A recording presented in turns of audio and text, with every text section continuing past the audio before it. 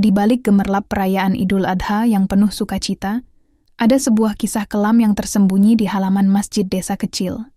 Ismail, bocah yatim kurus dan pemulung, hanya meminta sepotong kecil daging kurban untuk mengisi perut kosongnya.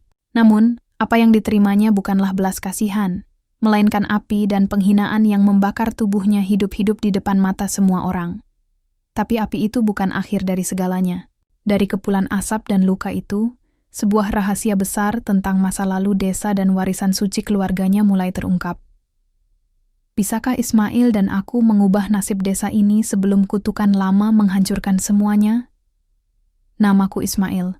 Usia baru 11 tahun. Tapi rasanya sudah seperti hidup 1000 tahun. Sejak bapak dan ibu meninggal 2 tahun lalu, karena kecelakaan di jalan lintas desa, aku tak punya siapa-siapa lagi. Tak ada rumah. Tak ada saudara. Tak ada tempat pulang. Setiap hari aku menggendong karung putih lusuh yang sudah sobek di beberapa ujungnya. Karung itulah rumahku. Tempatku menyimpan sisa botol, kardus bekas, bahkan kadang potongan roti basi yang kutemukan di tempat sampah dekat warung. Aku tidur di kolong jembatan kecil, dekat sungai keruh yang sering dipakai warga untuk buang air. Ya, memang jorok. Tapi hanya itu satu-satunya tempat yang tidak akan mengusirku. Pagi ini berbeda. Langit cerah sekali. Burung-burung ramai berkicau. Dan dari jauh aku sudah dengar suara takbir menggema dari masjid besar desa. Hari ini Idul Adha. Hari yang katanya penuh berkah. Hari untuk berbagi, katanya. Hari untuk berkurban demi sesama, kata mereka di toa masjid. Aku duduk memeluk lutut di bawah pohon waru dekat masjid, menatap orang-orang bersih dan wangi berlalu lalang memakai baju koko baru, sebagian anak-anak membawa balon, lainnya menenteng kue dalam kotak. Di halaman masjid, kulihat sapi-sapi gemuk diikat di pagar. Ada pula kambing putih bersih dengan pita merah di lehernya. Mereka akan disembelih hari ini. Perutku sudah keroncongan sejak kemarin sore. Semalam aku cuma makan kulit semangka dari tempat sampah. Hari ini aku berharap. Ya, sedikit saja. Sepotong kecil daging dari hewan kurban itu. Tidak banyak. Asal bisa mengganjal perut, itu sudah cukup. Kakiku gemetar waktu aku bangkit dan mendekat ke halaman masjid. Suara takbir semakin jelas. Allahu Akbar, Allahu Akbar. La ilaha illallahu wallahu akbar. Aku berdiri di antara pagar dan kumpulan orang. Ada panitia berseragam putih dengan selempang hijau, sibuk mencatat daftar nama donatur dan penerima daging. Di ujung lapangan, tampak satu sosok yang semua orang segani. Bu Hajjah Ramlah. Ia mengenakan jubah putih panjang, jilbab tebal yang menjuntai sampai pergelangan tangan, dan perhiasan emas di leher, dan lengannya yang berkilau menyilaukan. Aku tahu beliau istri dari Pak Haji Karim, tokoh agama dan donatur masjid. Rumah mereka besar seperti kantor camat. Semua orang tunduk dan tersenyum sopan kalau lewat di hadapannya. Aku pun menunduk dalam-dalam saat memberanikan diri maju ke arahnya. Permisi Bu Hajjah, suaraku nyaris tak terdengar. Boleh saya minta sedikit daging kurban? Ia menoleh. Dahinya langsung mengernyit. Matanya menatap dari ujung kepala sampai kaki. Kamu siapa? Saya Ismail, Bu. Anak-anak pemulung. Saya lapar. Cuman minta sedikit aja, Bu. Kulihat wajahnya berubah seperti melihat najis. Astagfirullah. Kamu kira ini pasar loak? Ini masjid? Tempat suci. Jangan cemari dengan anak jalanan kotor kayak kamu. Aku tercekat. Semua orang menoleh.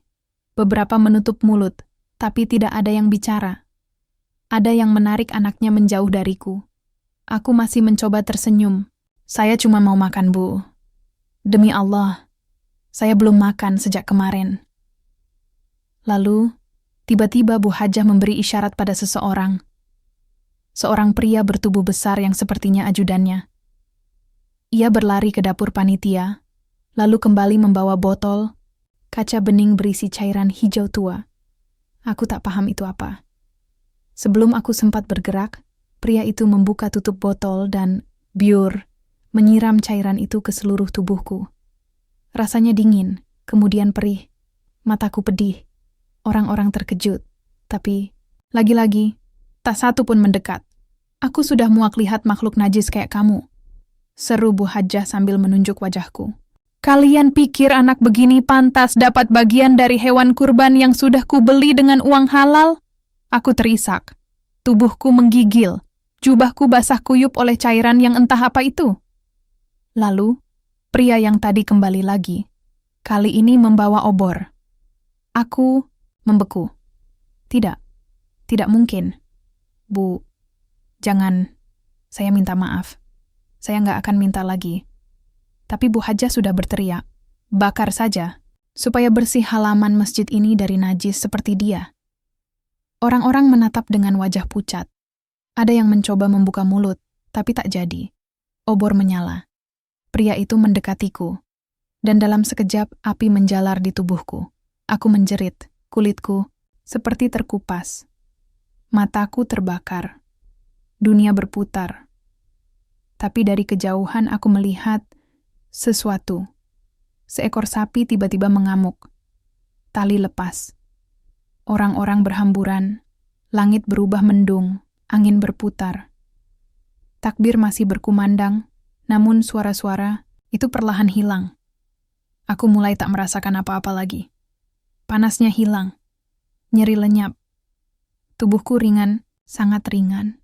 Dan sebelum semuanya gelap, aku melihat cahaya putih menyilaukan turun dari langit, membentuk sosok tua berjubah yang melayang turun pelan, menatapku dengan mata teduh. Mbah, bisikku lirih. Lalu segalanya hilang. Gelap. Sunyi. Namun, aku tahu satu hal. Cerita ini belum selesai, dan aku belum benar-benar pergi. Aku tak tahu sudah berapa lama aku hilang dari dunia itu. Tidak ada waktu di tempatku sekarang. Tidak ada pagi, tidak ada malam. Hanya putih. Cahaya putih yang hangat, tapi juga menyedihkan. Aku tidak merasakan tubuhku. Tidak lapar, tidak haus, tapi jiwaku tetap utuh. Aku bisa melihat semuanya dari atas. Aku menyaksikan desa kecil tempatku, dulu berjalan menggendong karung. Masjid megah itu masih berdiri kokoh di tengah lapangan. Tapi ada yang berbeda. Sejak hari itu, hari di mana tubuhku dibakar hidup-hidup, desa tak lagi sama. Malam itu, hujan turun deras sekali. Padahal biasanya, kalau Idul Adha, cuaca cerah sepanjang hari. Tapi langit seperti marah. Petir menyambar berkali-kali. Angin memporak-porandakan tenda-tenda kurban yang belum dibereskan. Tapi yang paling aneh adalah suara. Seorang warga mendengarnya pertama kali. Suara anak kecil menangis. Dari halaman masjid. Awalnya orang mengira itu cuma halusinasi. Tapi malam berikutnya, suara itu terdengar lagi. Kali ini lebih jelas. Tangis, lalu jeritan. Seperti aku. Seperti saat kulitku dilalap api. Beberapa warga mulai takut. Mereka saling berbisik. Apa jangan-jangan anak itu gentayangan? Tapi tidak semua merasa bersalah. Bu Hajjah dan suaminya, Pak, Haji Karim, justru tetap tenang. Mereka bilang itu cuma fitnah. Mana ada anak kecil dibakar di masjid? Kalian ini percaya tahayul, kata Pak Haji dalam khutbah Jumatnya. Padahal semua orang melihatnya. Mereka hanya takut mengaku. Sementara itu, keanehan makin menjadi-jadi. Sapi-sapi yang belum sempat disembelih, tiba-tiba menghilang malam-malam. Tali lepas sendiri, kandang rusak, tidak ada jejak kaki. Hanya bau gosong yang tersisa di rerumputan. Air sumur masjid berubah warna. Hitam pekat. Warga yang biasa ambil air wudhu dari sana langsung menjerit begitu mencium baunya. Busuk seperti bangkai. Sejak saat itu, orang-orang mulai sholat di rumah masing-masing. Lalu, ada yang bermimpi. Mimpi tentang seorang anak kecil yang berdiri di depan mimbar masjid. Memakai pakaian hangus, tapi wajahnya tenang. Kalian semua ikut membunuhku, katanya dalam mimpi. Bukan dengan tangan, tapi dengan diam kalian. Warga desa mulai gelisah. Rumah-rumah dipasangi doa penolak bala. Beberapa memanggil dukun, tapi semua gagal. Karena ini bukan kutukan, biasa. Ini darah suci yang dizalimi, dan semuanya bermula dari satu orang, Bu Hajjah Ramlah. Beberapa hari setelah kejadian itu, Bu Hajjah mulai berubah. Dari luar, dia tetap terlihat anggun dan tersenyum seperti biasa, tapi di dalam rumah, pelayan-pelayannya mulai ketakutan. Dia sering tertawa sendiri di kamar, kadang berteriak marah, menyebut-nyebut namaku. "Ismail, pergi! Jangan lihat aku! Pergi!" Lalu suatu malam, penjaga rumah melihatnya berdiri di taman belakang dengan piyama putih, menatap ke arah masjid. Mulutnya komat kamit, tangan gemetar. Itu dia. Dia melayang. Dia di atas kubah. Tentu saja orang-orang mengira dia mulai gila. Tapi Pak Haji tetap membela istrinya. Itu cuman tekanan pikiran. Fitnah dari orang miskin yang dengki. Sampai suatu pagi, saat Pak Haji hendak turun dari tempat tidur, kakinya tak bisa digerakkan. Lumpuh dari pinggang ke bawah, tak ada sebab, tak ada penyakit sebelumnya. Dokter pun angkat tangan. Mulai dari situ, keluarga mereka terkurung dalam rumah besar itu. Tak ada yang berani mendekat. Para pekerja satu persatu mengundurkan diri. Rumah megah yang dulu ramai kini sunyi. Hanya suara tangisan dan teriakan dari dalam. Aku menyaksikan semuanya. Malam demi malam aku melihat wajah-wajah yang dulu memalingkan pandangan dariku, kini terbangun dalam mimpi buruk. Tapi aku tidak benci mereka. Aku hanya ingin mereka tahu, aku bukan siapa-siapa. Aku hanya anak kecil yang ingin makan. Tapi dunia ini terlalu kejam untuk orang lapar. Aku rindu ibu. Rindu suara lembutnya. Aku tahu, beliau dulu dibuang oleh keluarga Hajjah Ramlah karena menolak menjual tanah peninggalan kakek pendiri masjid. Tanah itu adalah wakaf untuk rakyat. Tapi karena ibu menolak, kami diusir. Dihilangkan dari sejarah. Mereka pikir darah wali bisa dihapus dari dunia ini begitu saja. Tapi darah itu kembali. Lewat aku. Dan kisah ini belum selesai. Beberapa anak muda, desa yang penasaran akhirnya mencoba masuk ke halaman masjid malam-malam. Mereka ingin membuktikan sendiri apakah benar ada hantu di sana. Mereka membawa ponsel dengan kamera. Tapi begitu melangkah ke halaman tempat tubuhku dulu terbakar, ponsel mereka mati total. Lampu padam. Lalu salah satu dari mereka melihat bayangan kecil di bawah pohon waru. Bayangan itu duduk, memeluk lutut, seperti menunggu sesuatu. Mereka lari, tunggang langgang. Besoknya, video pendek berisi suara anak menangis tersebar lewat pesan WhatsApp warga. Tak jelas wajahnya. Tapi suaranya jelas, itu suaraku. Suara yang minta dimanusiakan. Dan malam itu, ada satu wanita tua yang memberanikan diri datang ke masjid. Namanya Mak Tema. Ia satu-satunya orang yang dulu diam-diam pernah memberiku sepotong pisang dan berkata, "Maaf ya nak, ibu nggak bisa bantu banyak." Malam itu, ia berjalan pelan dengan tongkat, membawa sepiring kecil nasi dan telur rebus. Ia meletakkannya di bawah pohon waru. "Maafkan kami, Ismail," katanya sambil menangis. "Kami semua salah, kami diam, kami takut, kami berdosa." Lalu suara angin berhenti. Sunyi. Tapi Mak Temah bersumpah. Malam itu ia melihat cahaya kecil seperti kunang-kunang berputar mengelilinginya. Lalu menghilang perlahan. Keesokan harinya, pohon waru itu berbunga untuk pertama kalinya setelah bertahun-tahun. Dan desa mulai sadar, Ismail bukan arwah penasaran. Ismail adalah penjaga lama yang kembali. Dan dosa ini belum lunas dibayar. Dulu, sebelum semua ini terjadi, aku sering dengar ibu menggumam sendiri saat memasak di dapur kecil kami. Tanah itu, tanah ayahmu, tempat suci, bukan untuk dijual. Aku tidak terlalu mengerti waktu itu. Yang ku tahu, kami sering berpindah-pindah, dari satu gubuk ke gubuk lain. Ibu bilang, kita harus menjauh dari orang-orang yang ingin menghapus sejarah. Waktu aku tanya kenapa, ibu cuma menjawab sambil tersenyum. "Nanti kalau kamu besar, kamu bakal ngerti, Mel." Dan sekarang, setelah semua terjadi, setelah aku bukan lagi bagian dari dunia mereka, aku akhirnya paham. Namanya Kiai Arsyad. Orang-orang dulu memanggilnya Wali Langit.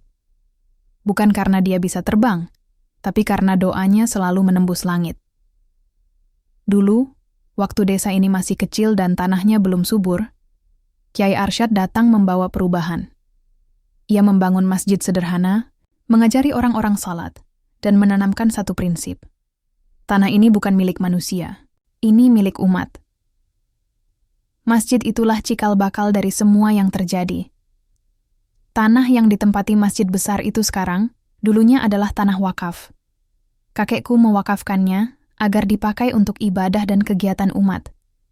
Ia bahkan meninggalkan surat wasiat, tanah itu tak boleh dijual, apalagi dialihfungsikan.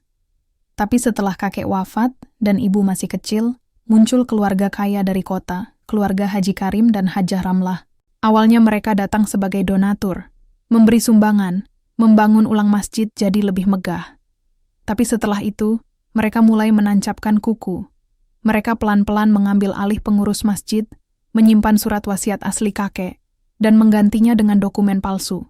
Kata wakaf dihapus, diganti jadi hibah. Lalu sebagian tanah dibagi-bagikan diam-diam kepada keluarga mereka. Didirikan rumah-rumah elit, toko, dan proyek lain yang katanya masih bagian dari syiar Islam. Ibu tahu semua itu, karena ia menyimpan salinan asli surat wasiat kakek, yang ia temukan di dalam lemari tua, tersembunyi di balik bingkai foto. Begitu tahu ibu menyimpan dokumen itu, Hajah dan suaminya langsung berubah. Mereka memaksa ibu menyerahkannya. Tapi ibu menolak. Bahkan saat mereka menawarkan uang ratusan juta, ibu tetap menolak. Ayah saya mewakafkan ini untuk umat, bukan untuk kalian jadikan bisnis. Bentak ibu waktu itu. Tak butuh lama. Beberapa hari setelah penolakan itu, kami diusir. Bukan secara terang-terangan, tapi lewat tekanan, teror, fitnah. Sampai akhirnya ibu menyerah. Kami pergi dari desa. Dan sekarang, aku mengerti kenapa semuanya terasa tak adil. Mereka tak hanya membunuhku, tapi mereka juga membunuh ingatan tentang kakekku. Tentang perjuangannya, tentang tanah yang harusnya jadi berkah, bukan jadi ladang dosa. Beberapa orang tua di desa mulai membuka mulut. Dulu memang pernah ada Kiai Arsyad. Tapi entah kenapa, jejaknya hilang. Buku-buku catatannya nggak ada. Bahkan fotonya pun sulit ditemukan. Salah satu ustaz muda bernama Ustaz Farid mulai menyelidiki. Ia menemukan bahwa di perpustakaan masjid, rak-rak tentang sejarah awal pembangunan desa sudah dipindahkan ke gudang. Banyak lembaran robek, dibakar separuh, atau hilang entah kemana. Namun, satu hal berhasil ia selamatkan. Foto tua berbingkai, kayu, tergantung miring di gudang gelap, berdebu. Dalam foto itu, terlihat 5 orang berdiri, 3 laki-laki, 2 perempuan. Di tengah-tengah, berdiri seorang pria tua berjubah putih, berjanggut panjang, dengan senyum damai. Di sampingnya, seorang wanita muda yang tampak seperti ibu. Dan di ujung kanan, ada Pak Haji Karim, masih muda, memakai batik dan peci. Wajahnya menyeringai, seperti bangga bisa ikut dalam sejarah itu. Ustaz Farid menunjukkan foto itu ke warga. Mereka terdiam. Beberapa langsung ingat, itu Kiai Arsyad. Ya Allah, kenapa kita lupa? Lupa? Atau sengaja dibuat lupa? Di malam ke-10 setelah Idul Adha, hujan turun lagi. Tapi kali ini tidak seperti sebelumnya. Kilat tidak menyambar. Angin tidak berteriak. Hujannya lembut seperti air mata langit.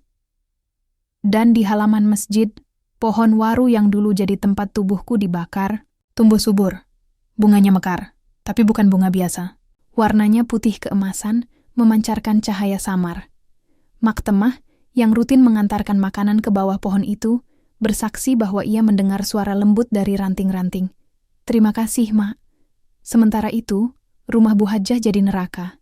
Ia tidak lagi bisa membedakan antara mimpi dan nyata. Di kamarnya, ia menggambar wajah anak kecil berulang-ulang di dinding. Suaminya hanya bisa melihat dari kursi roda. Air matanya menetes pelan. Ismail, cucu Wali, aku salah, lirihnya. Tapi penyesalan itu datang terlalu terlambat. Aku tidak ingin membalas, tidak ingin menakuti. Aku hanya ingin kebenaran kembali berdiri. Tanah ini bukan milik orang rakus. Masjid ini bukan untuk bisnis keluarga. Dan aku bukan hantu. Aku penjaga. Penjaga warisan kakekku. Dan saat warga mulai membuka mata, saat sejarah dibongkar satu persatu, saat suara-suara kebenaran bangkit, ku tahu waktuku kembali belum tiba. Masih ada yang harus ku benahi, masih ada yang harus dibuka, kutukan. Ini belum selesai, karena dosa Bu Hajah yang paling besar belum terungkap. Dulu, sebelum semua ini terjadi, aku sering dengar ibu menggumam sendiri saat memasak di dapur kecil kami. Tanah itu, tanah ayahmu, tempat suci, bukan untuk dijual. Aku tidak terlalu mengerti waktu itu. Yang ku tahu, kami sering berpindah-pindah. Dari satu gubuk ke gubuk lain. Ibu bilang, kita harus menjauh dari orang-orang yang ingin menghapus sejarah. Waktu aku tanya kenapa, ibu cuma menjawab sambil tersenyum. Nanti kalau kamu besar, kamu bakal ngerti, Mel. Dan sekarang, setelah semua terjadi, setelah aku bukan lagi bagian dari dunia mereka, aku akhirnya paham. Namanya Kiai Arsyad. Orang-orang dulu memanggilnya Wali Langit. Bukan karena dia bisa terbang, tapi karena doanya selalu menembus langit. Dulu, waktu desa ini masih kecil dan tanahnya belum subur, Kiai Arsyad datang membawa perubahan. Ia membangun masjid sederhana, mengajari orang-orang salat, dan menanamkan satu prinsip. Tanah ini bukan milik manusia, ini milik umat. Masjid itulah cikal bakal dari semua yang terjadi. Tanah yang ditempati masjid besar itu sekarang, dulunya adalah tanah wakaf. Kakekku mewakafkannya agar dipakai untuk ibadah dan kegiatan umat. Ia bahkan meninggalkan surat wasiat, tanah itu tak boleh dijual, apalagi dialihfungsikan. Tapi setelah kakek wafat dan ibu masih kecil, muncul keluarga kaya dari kota, keluarga Haji Karim dan Hajah Ramlah. Awalnya mereka datang sebagai donatur, memberi sumbangan, membangun ulang masjid jadi lebih megah. Tapi setelah itu, mereka mulai menancapkan kuku. Mereka pelan-pelan mengambil alih pengurus masjid, menyimpan surat wasiat asli kakek, dan menggantinya dengan dokumen palsu. Kata wakaf dihapus, diganti jadi hibah. Lalu sebagian tanah dibagi-bagikan diam-diam kepada keluarga mereka. Didirikan rumah-rumah elit, toko, dan proyek lain yang katanya masih bagian dari syiar Islam. Ibu tahu semua itu, karena ia menyimpan salinan asli surat wasiat kakek, yang ia temukan di dalam lemari tua, tersembunyi di balik bingkai foto. Begitu tahu ibu menyimpan dokumen itu, Hajah dan suaminya langsung berubah. Mereka memaksa ibu menyerahkannya. Tapi ibu menolak. Bahkan saat mereka menawarkan uang ratusan juta, ibu tetap menolak. Ayah saya mewakafkan ini untuk umat, bukan untuk kalian jadikan bisnis. Bentak ibu waktu itu. Tak butuh lama. Beberapa hari setelah penolakan itu, kami diusir. Bukan secara terang-terangan, tapi lewat tekanan, teror, fitnah. Sampai akhirnya ibu menyerah. Kami pergi dari desa. Dan sekarang, aku mengerti kenapa semuanya terasa tak adil. Mereka tak hanya membunuhku, tapi mereka juga membunuh ingatan tentang kakekku. Tentang perjuangannya. Tentang tanah yang harusnya jadi berkah, bukan jadi ladang dosa. Beberapa orang tua di desa mulai membuka mulut. Dulu memang pernah ada Kiai Arsyad. Tapi entah kenapa, jejaknya hilang. Buku-buku catatannya nggak ada. Bahkan fotonya pun sulit ditemukan. Salah satu ustaz muda bernama Ustaz Farid mulai menyelidiki. Ia menemukan bahwa di perpustakaan masjid, rak-rak tentang sejarah awal pembangunan desa sudah dipindahkan ke gudang. Banyak lembaran robek, dibakar separuh, atau hilang entah kemana. Namun, satu hal berhasil ia selamatkan. Foto tua berbingkai, kayu, tergantung miring di gudang gelap, berdebu. Dalam foto itu, terlihat 5 orang berdiri, 3 laki-laki, 2 perempuan. Di tengah-tengah, berdiri seorang pria tua berjubah putih, berjanggut panjang, dengan senyum damai. Di sampingnya, Seorang wanita muda yang tampak seperti ibu. Dan di ujung kanan, ada Pak Haji Karim, masih muda, memakai batik dan peci. Wajahnya menyeringai, seperti bangga bisa ikut dalam sejarah itu. Ustaz Farid menunjukkan foto itu ke warga. Mereka terdiam. Beberapa langsung ingat, itu Kiai Arsyad. Ya Allah, kenapa? Kita lupa. Lupa? Atau sengaja dibuat lupa? Di malam ke-10 setelah Idul Adha, hujan turun lagi. Tapi kali ini tidak seperti sebelumnya. Kilat tidak menyambar, angin tidak berteriak, hujannya lembut, seperti air mata langit. Dan di halaman masjid, pohon waru yang dulu jadi tempat tubuhku dibakar, tumbuh subur. Bunganya mekar, tapi bukan bunga biasa. Warnanya putih keemasan, memancarkan cahaya samar. Mak Temah yang rutin mengantarkan makanan ke bawah pohon itu, bersaksi bahwa ia mendengar suara lembut dari ranting-ranting. Terima kasih, Mak. Sementara itu, rumah Bu Hajjah jadi neraka. Ia tidak lagi bisa membedakan antara mimpi dan nyata. Di kamarnya, ia menggambar wajah anak kecil berulang-ulang di dinding. Suaminya hanya bisa melihat dari kursi roda, air matanya menetes pelan. Ismail, cucu Wali, aku salah. Lirihnya. Tapi penyesalan itu datang terlalu terlambat. Aku tidak ingin membalas, tidak ingin menakuti. Aku hanya ingin kebenaran kembali berdiri. Tanah ini bukan milik orang rakus. Masjid ini bukan untuk bisnis keluarga. Dan aku bukan hantu. Aku penjaga. Penjaga warisan kakekku. Dan saat warga mulai membuka mata, saat sejarah dibongkar satu persatu, saat suara-suara kebenaran bangkit, ku tahu, waktuku kembali belum tiba. Masih ada yang harus kubenahi. Masih ada yang harus dibuka. Kutukan ini belum selesai, karena dosa Bu Hajjah yang paling besar belum terungkap. Sejak kecil aku diajarkan ibu untuk memaafkan. Tapi ibu juga bilang, memaafkan bukan berarti melupakan. Ada luka yang terlalu dalam untuk disembuhkan dengan kata-kata saja. Dan luka itu, kini tengah membusuk di balik dinding, rumah paling mewah di desa ini, rumah Bu Hajjah Ramlah. Warga mulai berani bicara. Setelah kejadian pembakaran itu, suasana desa berubah. Banyak yang tidak bisa tidur. Suara anak kecil menangis terdengar dari arah masjid tiap malam. Beberapa bahkan mengaku melihat bayangan putih berjalan pelan di area halaman masjid, meski gerbang sudah digembok. Di sisi lain, keluarga Bu Hajjah seperti dihantam badai. Suaminya, Pak Haji Karim, yang dulu berdiri paling depan saat khutbah Idul Adha, sekarang hanya bisa diam di kursi roda. Lidahnya kaku. Dokter bilang stroke, tapi tak ada yang tahu penyebabnya. Padahal sehari sebelumnya dia masih sehat. Masih sempat marah-marah soal sapi yang hilang dari kandang masjid. Bu Hajjah lebih parah. Ia mulai bicara sendiri. Setiap hari berdiri di depan cermin, menyisir rambutnya yang kini kusut dan memutih. Kadang tertawa, kadang menangis, kadang seperti sedang berbicara dengan seseorang yang tidak terlihat. Aku nggak salah, aku cuma nurut sama perintah. Dia yang mulai duluan. Siapa dia yang dimaksud? Tak ada yang tahu. Sampai suatu hari, Mak Sumiem, mantan pembantu rumah tangga keluarga Haji Karim, datang ke rumah Ustaz Farid dengan mata sembab. Ia membawa tas jinjing lusuh, dan dari dalamnya, ia mengeluarkan sesuatu yang membuat Ustaz Farid terdiam. Sebuah jurnal lusuh dengan ukiran bunga melati di sampulnya. Itu buku harian. Milik ibu kandungku. Mak Sumiem menyimpannya selama lebih dari 1 dekade.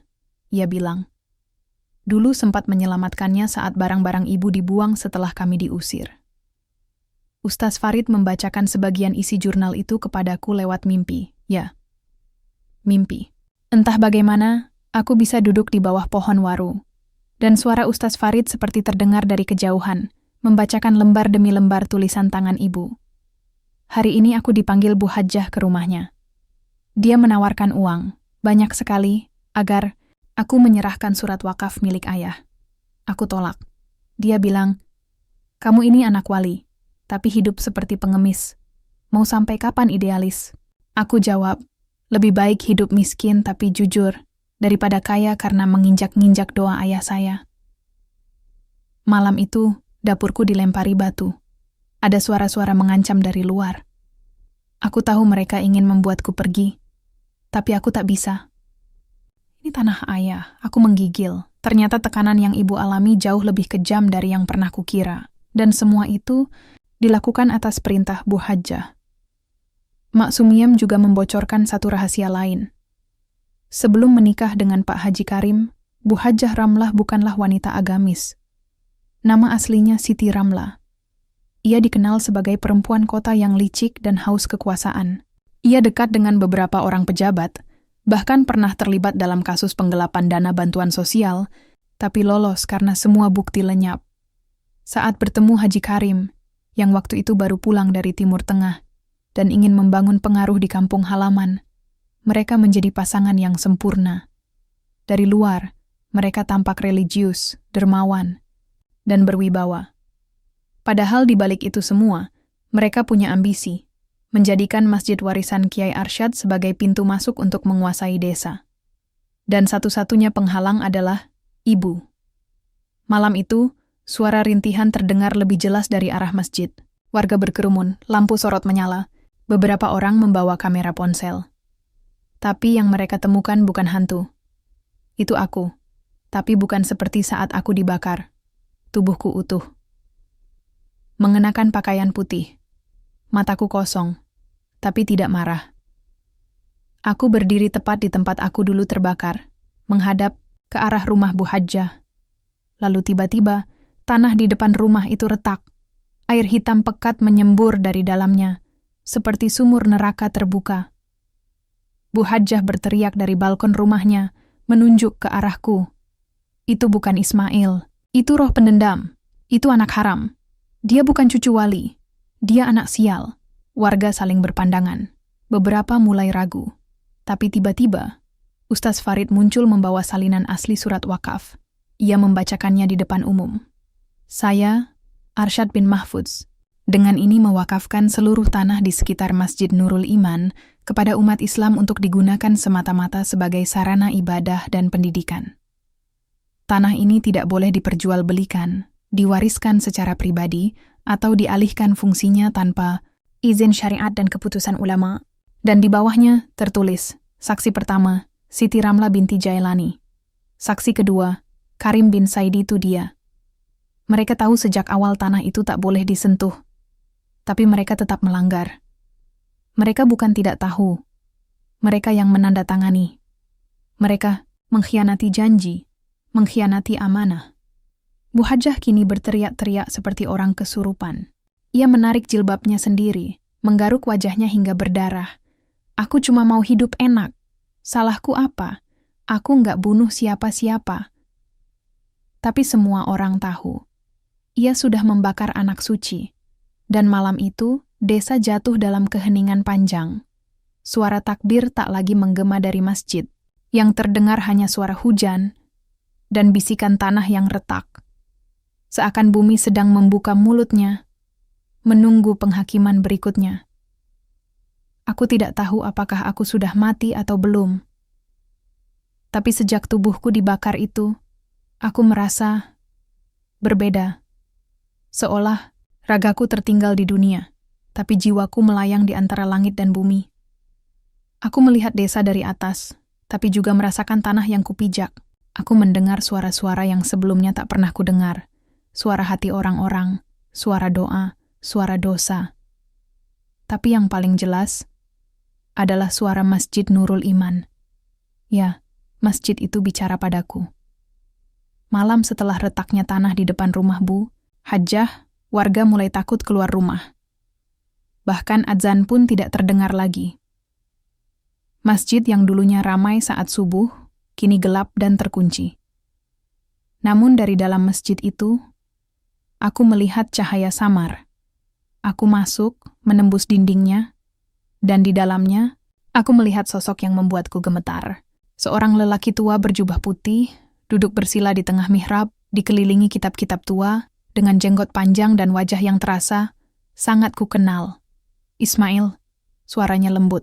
Aku sudah lama menunggumu. Anda siapa? Tanyaku pelan.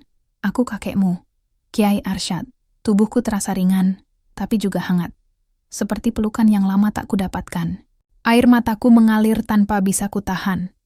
Kenapa aku? Bisikku. Kenapa harus aku yang dibakar? Kenapa mereka tega? Kiai Arsyad memandangku dalam. Karena kebenaran tak bisa dijaga oleh orang yang nyaman. Karena warisan bukan hanya tentang tanah, tapi tentang doa yang dijaga dari generasi ke generasi. Ia lalu menunjuk sebuah tongkat kayu yang tergeletak di samping sajadah. Ambillah, itu bukan sekadar tongkat. Itu warisan para penjaga. Di tangan orang yang tamak, itu hanyalah kayu. Tapi di tangan cucu yang ikhlas, itu bisa membuka langit. Aku mendekat. Saat tanganku menyentuh tongkat itu, tiba-tiba semua dinding masjid bergetar. Kaligrafi di tembok menyala, seperti hidup. Suara takbir terdengar menggema dari langit-langit yang retak. Bukan takbir manusia, tapi takbir langit. Apa yang harus kulakukan, Kek? Tanyaku pelan. Lindungi masjid ini. Bersihkan dari keserakahan. Biarkan airnya kembali jernih. Bangunkan orang-orang dari tidur dosa mereka. Tapi ingat, jangan paksa mereka percaya. Tugasmu hanya menunjukkan. Selebihnya, urusan Tuhan. Paginya, desas-desus tentang penampakan Ismail makin menjadi. Beberapa warga bersaksi melihat anak kecil berpakaian putih menyapu halaman masjid. Ada pula yang mengaku melihat bayangan lelaki tua duduk di menara sambil mengaji. Air sumur yang tadinya hitam mendadak bening kembali. Tapi hanya warga yang pernah menolong orang miskin yang bisa meminumnya. Yang hatinya kotor, justru merasa air itu pahit, bahkan memuntahkan darah. Desa terbagi dua, yang sadar dan mulai bertobat, mendekat ke masjid dengan takut-takut. Yang masih membela keluarga Bu Hajjah, memilih menjauhi, menganggap semua ini rekayasa. Atau tipu daya jin. Bu Hajjah sendiri makin hilang akal. Ia mengurung diri, makan dari lantai, menggigit-gigit pecahan kaca. Rumahnya jadi seperti kuburan, gelap, pengap, dan berbau anyir. Pak Haji Karim tetap lumpuh, kini matanya juga membuta. Ia hanya duduk diam di kursi roda, tak bisa bicara, hanya menangis saat mendengar suara azan. Seolah jiwanya mengingat dosa yang tak bisa dimaafkan. Ustaz Farid mengajak warga mengaji kembali di masjid, tapi tak ada yang berani jadi imam. Malam itu aku muncul di mimpi Ustaz Farid. Aku berdiri di mihrab memegang tongkat warisan dan tersenyum. Biarkan aku jadi penjaganya, Ustaz. Biarkan aku yang azan pertama. Keesokan harinya, saat azan subuh, tak ada manusia yang mengumandangkan azan, tapi suara azan menggema dari menara. Suara anak kecil. Nadanya lembut, tapi mengguncang. Burung-burung yang biasanya tidur, beterbangan.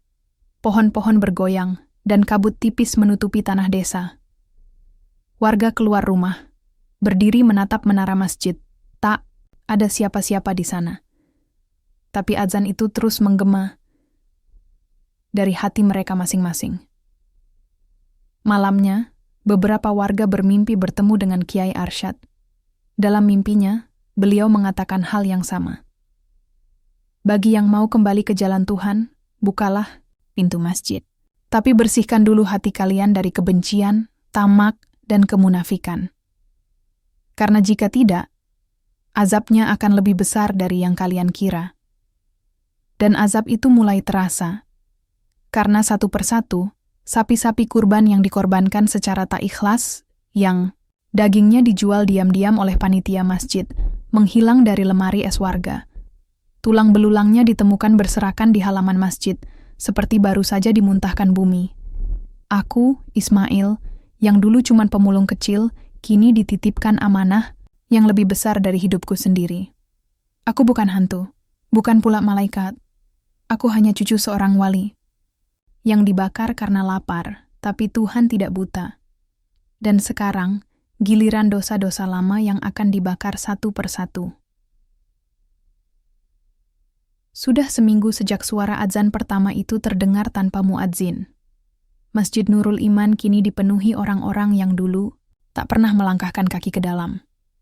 Mereka menangis, sujud, bahkan saling meminta maaf.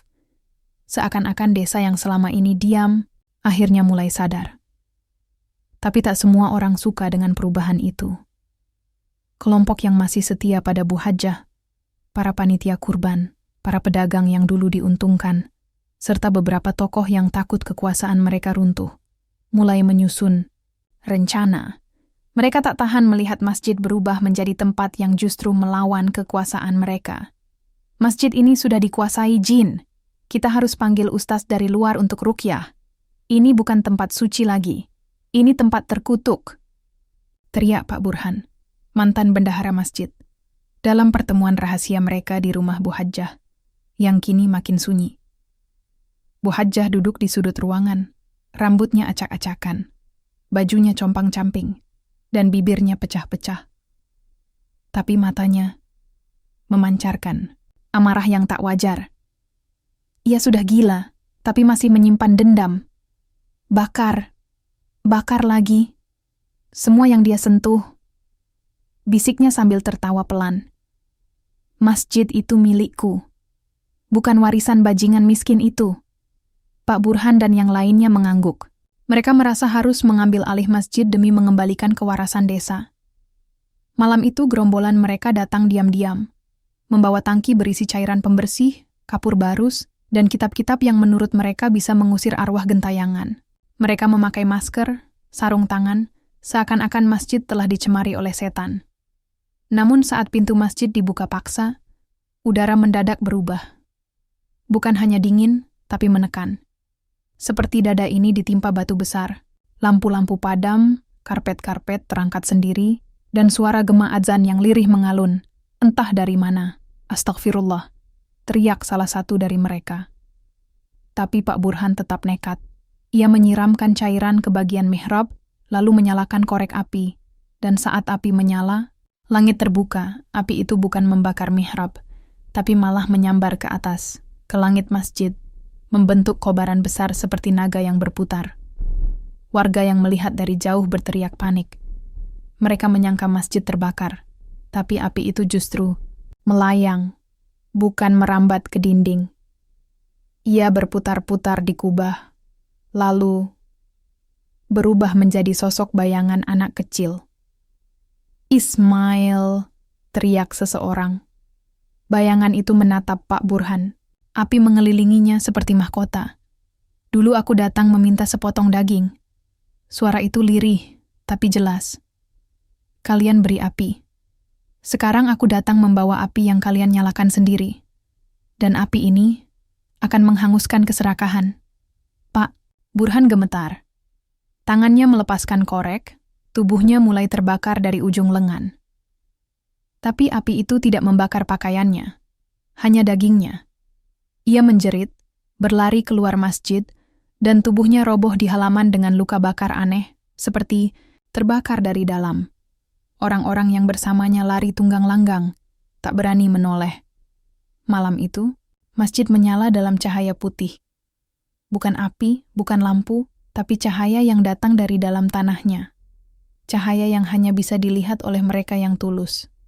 Dan bagi mereka yang hatinya gelap, masjid itu terlihat seperti neraka. Keesokan harinya, desa terbelah makin parah. Sebagian warga mulai bertaubat, mengembalikan hasil rampokan, dan berdoa siang malam di pelataran masjid. Sebagian lagi memilih pindah rumah, meninggalkan desa. Mereka percaya masjid sudah dikuasai makhluk halus.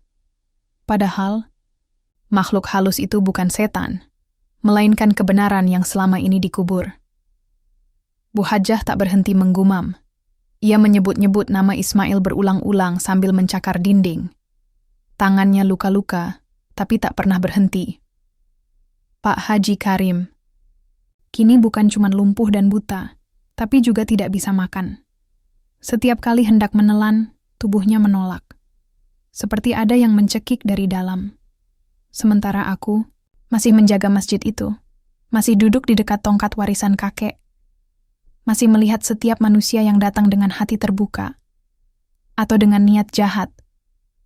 Aku tak bisa bicara dengan mereka langsung, tapi aku bisa hadir di mimpi mereka. Aku bisa membuat air sumur kembali bening atau pahit. Aku bisa menyalakan lampu masjid tanpa listrik. Aku bisa membuat masjid bicara lewat gema lantainya, lewat bayangan kaligrafinya, lewat dinginnya angin subuh. Karena aku bukan arwah yang gentayangan, aku adalah penjaga, dan penjaga itu telah dibangkitkan. Pagi itu, udara desa terasa berbeda. Suara burung berkicau pelan, tapi ada ketegangan yang merayap di sela-selanya. Aku duduk di depan masjid, memandangi kerumunan orang yang semakin banyak berdatangan. Bukan cuma warga desa, tapi juga pejabat dari luar, aparat keamanan, dan beberapa orang berpakaian rapi yang kukenal sebagai tokoh pemerintah. Mereka datang membawa alat-alat canggih, kamera, mikrofon, dan perangkat yang katanya bisa mendeteksi aktivitas paranormal. Ada yang dari televisi nasional, ada juga dari Kementerian Agama. Semua ingin tahu apa yang sebenarnya terjadi di Masjid Nurul Iman. Bu Hajjah masih terbaring di kamarnya. Matanya kosong dan mulutnya terus menggumam kalimat-kalimat doa yang salah. Suaminya, Pak Haji Karim, duduk diam di kursi roda, mulutnya mengerang setiap kali ada orang lewat. Mereka tampak seperti dua korban yang terperangkap dalam kutukan yang mereka buat sendiri. Para pejabat datang menemui tokoh-tokoh desa, termasuk aku, yang sejak dulu selalu menjaga masjid ini. Aku yang mengangkat tongkat warisan kakek, yang menyaksikan api putih di langit, dan yang merasakan kehadiran Ismail setiap kali malam datang. Salah seorang pejabat bernama Pak Arif, seorang pria berkacamata dengan suara lantang, berkata dengan nada serius, "Kami di sini untuk menyelidiki. Jika ada hal-hal yang berhubungan dengan kesucian masjid terganggu, kami akan mengambil tindakan." Tentu saja, ucapan itu membuatku tertawa kecil di dalam hati. Tindakan apa yang bisa mereka ambil terhadap sesuatu yang bukan sekadar dunia? Api putih dan bayangan Ismail bukanlah hal yang bisa dipadamkan dengan aturan manusia. Hari-hari berikutnya, mereka memasang kamera pengintai di sudut-sudut masjid, memeriksa setiap sudut dengan alat-alat modern. Tapi semakin mereka mencari, semakin banyak kejadian aneh yang terjadi. Lampu padam tiba-tiba, suara tangisan anak kecil bergema, bahkan air sumur berubah menjadi bening dan berkilauan. Aku tahu, ini adalah pertarungan antara kekuatan dunia dan kekuatan yang jauh lebih besar dari itu. Suatu malam, ketika desa sudah sunyi, aku berdiri di tengah masjid. Bayangan Ismail muncul di sudut, tersenyum lembut. "Kita harus kuat," katanya. Mereka takut pada kebenaran yang aku bawa. Tiba-tiba, suara gemuruh keras terdengar dari luar. Sekelompok orang dengan pakaian serba hitam, membawa tongkat dan kitab-kitab doa, memasuki halaman masjid. Mereka adalah sekelompok penangkal yang dikirim oleh kelompok tertentu yang takut kehilangan kekuasaan. Malam itu, terjadi pertarungan tak terlihat. Aku dan Ismail menghadapi gelombang energi negatif yang mencoba memecah belah dan menghancurkan cahaya yang mulai tumbuh di desa ini. Mereka melantunkan doa-doa keras, mencoba menyingkirkan bayangan Ismail dan menghentikan keajaiban yang terjadi. Namun, setiap kali doa mereka memekik, cahaya putih yang ada di masjid semakin kuat. Bayangan Ismail berubah menjadi sosok yang lebih terang, seperti pelindung suci yang tak bisa dijangkau oleh kejahatan. Akhirnya, para penangkal itu terpaksa mundur, sebagian pingsan karena kekuatan tak terlihat yang menghantam mereka. Mereka tahu, mereka bukan lawan dari sesuatu yang lebih dari sekadar manusia biasa. Keesokan harinya, suasana desa semakin berubah. Warga mulai percaya bahwa ada kekuatan suci yang menjaga mereka. Anak-anak berani bermain lagi di halaman masjid, para ibu mulai memasak dan membersihkan dengan hati yang lega. Tapi aku tahu, ini baru permulaan. Pertarungan sesungguhnya belum selesai. Masih ada kekuatan gelap yang menunggu waktu, masih ada rahasia yang tersembunyi di balik sejarah masjid ini. Dan aku, penjaga masjid, penerus warisan Ismail, siap menghadapi semuanya. Malam itu, udara terasa berat, seperti menunggu ledakan yang akan datang kapan saja. Aku berdiri di halaman masjid, menatap ke arah langit gelap yang dipenuhi bintang. Tapi di balik keindahan malam itu, ada bisikan-bisikan yang tak bisa diabaikan. Warga desa mulai berkumpul, sebagian takut, sebagian penasaran.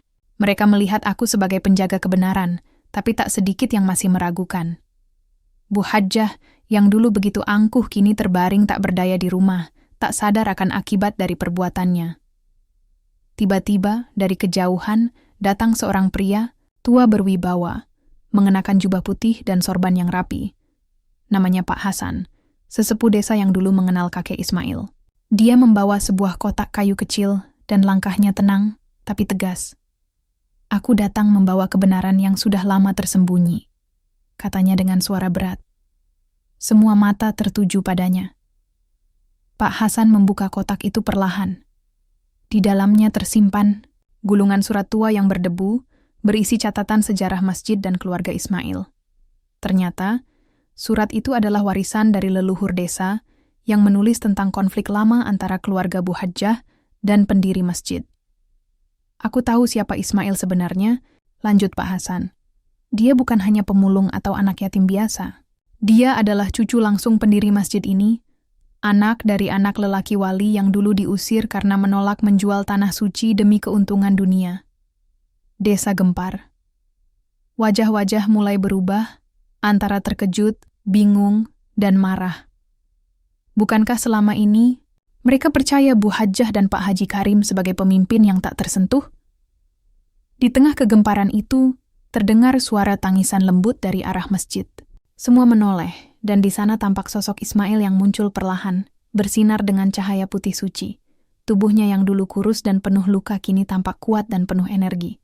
Aku datang bukan untuk membalas dendam, kata Ismail dengan suara lembut tapi tegas.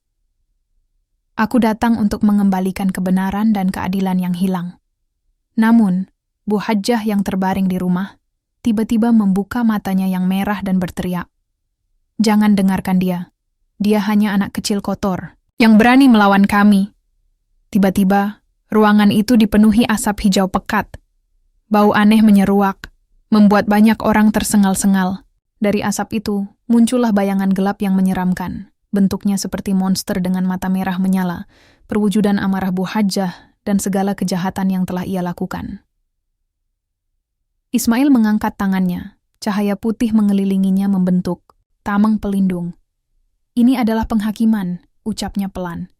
Kebenaran akan selalu menang atas kebohongan. Dengan suara gemuruh yang menggetarkan tanah, bayangan gelap itu mulai melemah, lalu menghilang perlahan. Bu Hajjah yang tadinya kuat dan sombong, kini merasakan tubuhnya melemah, terseret oleh gelombang energi yang tak terlihat. Semua menyaksikan keajaiban itu, dan untuk pertama kalinya sejak lama, mereka percaya bahwa kekuatan suci yang selama ini tersembunyi ada di antara mereka. Ismail turun dari tempatnya, menyentuh tangan warga yang ketakutan, tapi juga penuh harap. Kita akan membangun kembali desa ini dengan cinta dan keadilan, katanya. Tidak ada lagi kebohongan dan ketakutan. Malam itu, setelah segala badai reda, aku tahu bahwa desa ini telah berubah. Kisah tentang Ismail dan keluarganya bukan lagi rahasia, tapi sebuah pelajaran bahwa kebaikan dan keberanian kecil bisa mengalahkan kejahatan sebesar apapun. Dan aku siap menjaga warisan ini sampai akhir hayatku.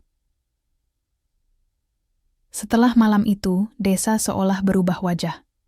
Warga mulai membuka mata, saling membantu, dan perlahan meninggalkan prasangka lama yang menyesakan. Tapi, tak semua orang menerima perubahan ini dengan lapang dada. Pak Haji Karim, suami Bu Hajjah, yang sejak lama menjadi sosok berpengaruh, mulai menghilang dari pandangan. Katanya, ia pergi ke kota besar mencari bantuan agar bisa kembali merebut kekuasaan. Tapi aku curiga ada sesuatu yang lebih gelap di balik itu.